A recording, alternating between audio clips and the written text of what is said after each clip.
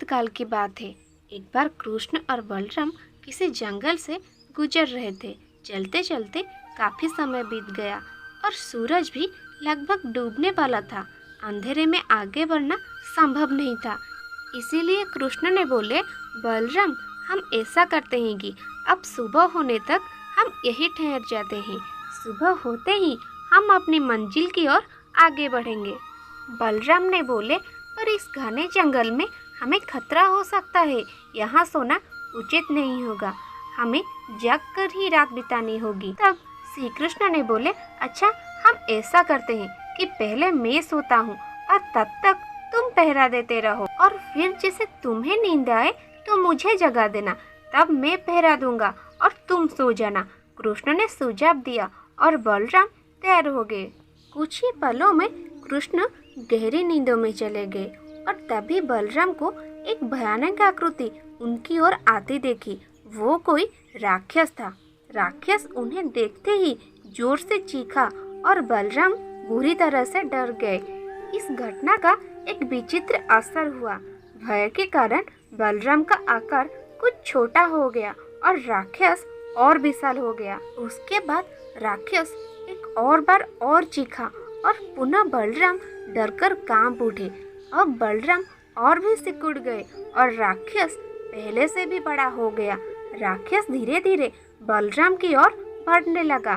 बलराम पहले से ही भयभीत थे और उस विशालकाय राक्षस को अपनी ओर आते देखे जोर से चीख पड़े, कृष्णा, और चीखते ही वही मूर्छित होकर गिर पड़े।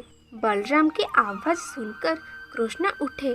बलराम को वहां देखे उन्होंने सोचा कि बलराम पहरा देते देते थक गए और सोने से पहले उन्हें आवाज दे दी। अब कृष्णा पहरा देने लगे।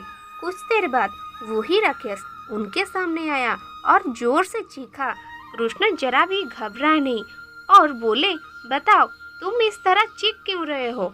क्या चाहिए तुम्हें? राक्षस को पहली बार ऐसा कोई मिला था जो उससे डर नहीं रहा था। घबराहट में वो पुनः कृष्ण पर जोर से चीखा।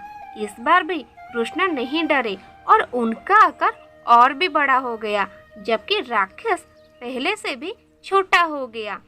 और एक आखिरी प्रयास में राक्षस पूरी ताकत से चीखा, पर कृष्ण मुस्कुरा उठे और फिर से बोले, बताओ तो, क्या चाहिए तुम्हें? इस बार भी कुछ कृष्ण के साहस के कारण उनका आकार कुछ बढ़ गया और राक्षस का आकार कुछ घट गया। फिर क्या था, राक्षस सिकुड़कर बिल्कुल छोटा हो गया और कृष्ण ने उसे हथेली में लेकर अपनी धोती में बांध लिया और फिर कमर में खोसकर रख लिया। कुछ ही देर में सुबह हो गई। कृष्ण ने बलराम को उठाया और आगे बढ़ने के लिए कहा। वो धीरे धीरे आगे बढ़ने लगे। तभी बलराम उत्तेजित होते हुए बोले, पता है कल रात में क्या हुआ था? एक भयानक राक्षस हमें मारने आया था। रुको रुको, बलराम को बीच में ही टोकते हुए कृष्ण ने अपनी धोती में बंधा राक्षस को निकाला और बलराम को दिखाते हुए बोले, कहीं तुम इसकी बात तो नहीं कर रहे हो? बलराम ने कहा, हाँ, ये वही है, और कल जब मैंने इसे देखा था तो ये तो बहुत बड़ा था। ये इतना छोटा कैसे हो गया? बलराम ने आश्चर्यचकित होते हुए बोले। कृष्ण ने बोले, जब जीवन में तुम किसी ऐसी चीज से बचने की कोशिश करते हो जिसका तुम्हें सामना करना चाहिए, तो वो तुमसे बड़ी हो जाती है और तुम पर नियंत्रण करने लगती है।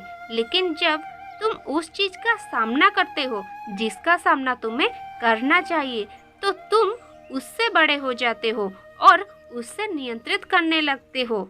तो दोस्तों, ये राक्षस दरअसल हमारी जिंदगी में आने वाली चुनौतियां हैं। अगर हम इस चुनौतियों को टालते हैं तो ये और बड़ी होती जाती है। आखिर में ये हमें कंट्रोल करने लग जाती है। इसीलिए हमें उनका साहसपूर्वक सामना करना चाहिए ताकि हम उन पर काबू पा सके। इस प्रकार चुनौतियों का डट के सामना करने से वो छोटी सी हो जाएगी, जिसमें हम आसानी से उन पर नियंत्रण कर सकते हैं और सफल हो सकते हैं।